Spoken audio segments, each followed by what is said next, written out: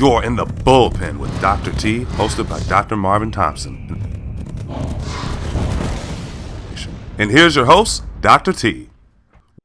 Let's get back to George Stinney. Educate everybody about George Stinney. Well, George Stinney was the youngest to be executed in the 20th century.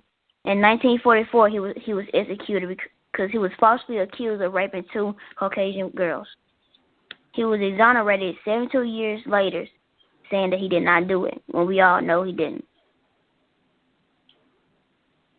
And how does the school-to-prison pipeline relate to George Stinney? His teacher told the police officers that he was a troubled child, that he was always being mean to the other kids, and that was not true. And his teacher was actually a black woman. Then also, one of his students said, he said he was going to kill her right before the day that he supposedly raped the girls and also killed them. And 72 years later, they found out that it wasn't true. You know, what was funny when you told me this story, you and I had a little bit of a laugh, not about George Stinney, but how when to people about George Stinney, they don't know who he is, but they know who he is. You know the movie, The Green Mile? That was the George Stinney story. Jalen, I talked to a mother and her son in your town yesterday, and I want to get your opinion about this. I want your thoughts on this. And you're always honest, and always direct.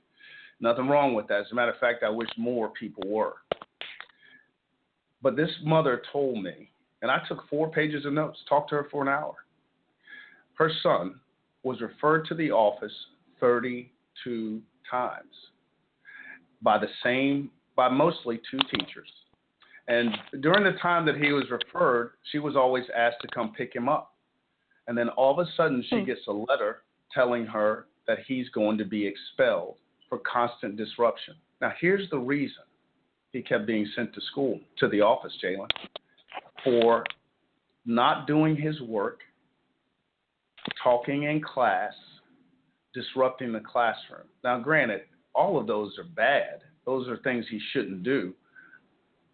But he shouldn't be expelled or suspended for it. There you go. I'm going to let you take over there. What do you think should have been done, Jalen? Well, first, I think they shouldn't even really suspend him or actually do that or expel him. I think they should have, took him to detention or sit down and talk to him and tell him that he shouldn't do it. At least have a parent-teacher conference so they can find a way to stop him from disrupting the class. No, I think he shouldn't suspend or expel a child for talking in class. Yeah, that's what she said. So you're telling me every time he talked in class, the teacher actually told him to go to the office, but instead of her putting him in the back of the class or something, they actually just sent him to the office. That's what she said. As a matter of fact, she is sending me, Jalen, all 32 referrals. I have seen. I've listened to her read them to me. I asked her to send them to me. That's pretty much what happened, Jalen. That's what they were sending him to the office for. And he eventually got expelled. And you ready for this, Jalen? His next stop. I'm not sure. He goes to court. If he messes up, I don't care if it's talking in class, spitting gum, or farting in the hallway, he goes to court. He goes to court. How do you stop something like that, Jalen? How? Well, I suggest they should take away the zero tolerance policies. So I think that that's why, because when you have zero tolerance, I mean you have none of it, you don't care. Every time you act out, suspend, expel. Should take that out. And also I think they should stop criminalizing traditional school disciplinary issues. That's something a kid will always do, talk in class. You're going to have a child once in a while that talk in class. So you shouldn't send him to court after 32 times. You shouldn't send him to court. It's not that serious. Yeah, that's what the mom said. I talked to the young man, Jalen, and when I asked him why did he think he was being expelled, you know what he said to me? I have no idea. And the mother said that when the referrals came, most of them he did not ever even know were written, nor did she. Wow. So they were just gathering them, and then when they had enough, they they expelled him. So when you brought up George Stinney, and that's why it related to me, if this kid gets into the court system, let's say a couple of years later. The same thing could happen to him. There you go. And he now has a record, although that record started with him talking in class. That's the pipeline stuff that you are bringing to light, and I'm praying that people are paying attention, because this is how our young people, our people of color, like you, could have been me when I was a kid, get criminalized without criminal behavior. So every little thing that we do becomes a criminal act. And I don't know if the rest of America understands it as clearly as you do. How do we get them to understand this, Jalen? Like, continue telling them about it, I think. Like, let me continue having interviews or being on TV shows and all that, and they need to, like, watch documentaries and just read a book about the Square Prison Pipeline. Not just the Square Prison Pipeline, actually. Read a book about, like, the government, the system, the criminal justice system, the school, everything. Just learn about it, and the new Jim Crow. Like, Michelle Alexander book, The New Jim Crow. That would be a great book for them to read to understand how the Square Prison Pipeline works. And not just the Square Prison Pipeline, how the new caste system, like every time, like, let's go back to the new Jim Crow. Like, during the new Jim Crow, like, when slavery ended, they needed a new way for labor, so they started using the mass incarceration of black males. And so you did that, so that's what started happening. After they started incarcerating blacks over really crazy things, like them, like talking back or something, they'll incarcerate a black male for labor. And after Jim Crow was gone, they started the war on drugs. She talks about the war on drugs. They started using that as a way to incarcerate black males for labor and all that. So I think that is just really crazy to me. So it's like every time a new caste system ends, they start up a new one to actually keep the black man down, basically, in my opinion. How many of our young people that you know understand what you just said? They may not do a project on it. They might not be as articulate as you and knowledgeable as you, but do they share the same feelings that you did about that mass incarceration system and how they fit into it? Do they see the same thing? Well, not no friend that I have. I don't think they really understand it like I do.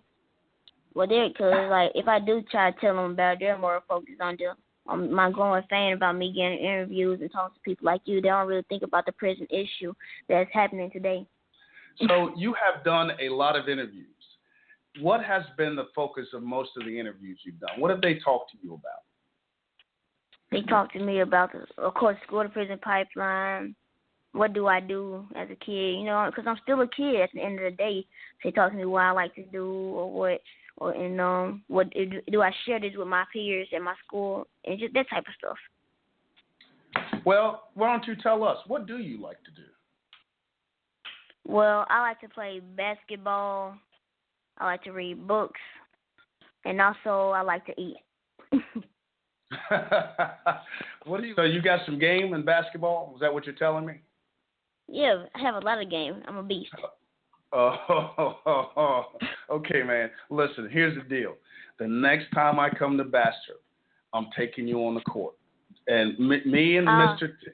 You got to get one of your own partners. And the gentleman that was with me, the guy who was doing the filming, he's going to be with me the next time. Well, my partner is going to be my sister, and me and her is going to be like the best duo ever. Okay, hold up. JV is pretty good. Okay, I don't think that's a fair matchup because I can already tell you, Tim cannot take Javia. I can't take Javia.